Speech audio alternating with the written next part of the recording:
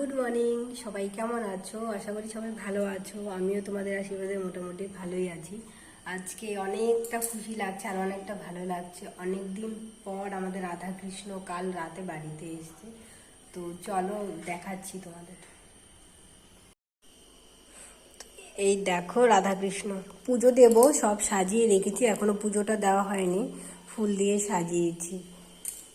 এই যে গোপু। তো রাধাকৃষ্ণকে কেমন লাগছে তোমরা প্লিজ একটু কমেন্টে জানাবে। পুরো ফুল দিয়ে সাজানো হয়েছে, সব রেডি করেছি, এখন শুধু পুজো মানে স্নান টান হয়ে গেছে সবার, ফুল টুল দেওয়া হয়ে গেছে চরণে, এবার শুধু ঠাকুরের বাটা দিয়ে খেতে দেব।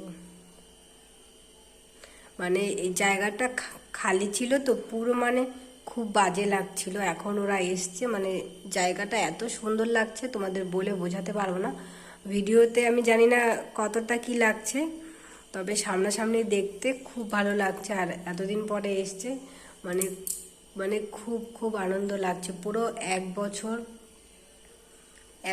না বেশি, ধরো 1.5 বছরের মতো বাড়িতে ছিল না, যেহেতু আমরা ছিলাম না 1 বছর বাড়িতে, তো 1.5 বছর পরে বাড়িতে এসেছি, খুব ভালো লাগছে।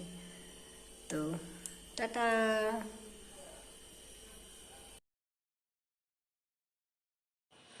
এখানে দেখো ফুলের মালা নিয়ে এসছে, তো ওগুলোই পরিয়ে দিচ্ছিলাম আর কি, সবার জন্যই মালা এনেছে। তো মালাগুলো পরিয়ে কেমন লাগছে জানিও প্লিজ। সবাইকে এক এক করে পরিয়ে দিলাম। তারপরে এদিকে দেখো আমার কিন্তু পুজো দেওয়াও কমপ্লিট হয়ে গেছে। মালা আর মিষ্টি একসাথেই নিয়ে এসেছিল। তো এখানে দেখো আমার কিন্তু পুজো দেওয়া কমপ্লিট। তো টাটা।